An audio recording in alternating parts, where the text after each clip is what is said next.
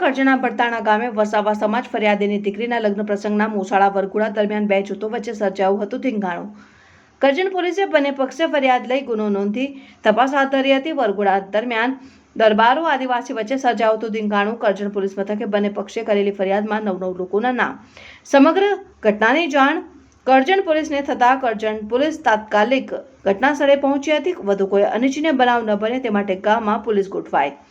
વસાવા સમાજના ફરિયાદીની ભાણીના મોસાળાના વરઘોડા દરમિયાન ચિરાગસિંહ અટાલિયાએ પોતાની મોટરસાયકલ વરઘોડા વચ્ચે ઊભી રાખતા વિવાદ થયો હતો। બાઇક ચાલક ચિરાગને અન્ય રસ્તેથી જવાનું કહેતા મામલો બીચકાયો હતો। વસાવા સમાજના દીકરીના લગ્નમાં મોસાળાના વરઘોડામાં હાજર અન્ય માણસોને જાતિ વિષયક અપશબ્દો ગાળો બોલતા વસાવા સમાજ અને દરબારો વચ્ચે થઈ હતી મારામારી।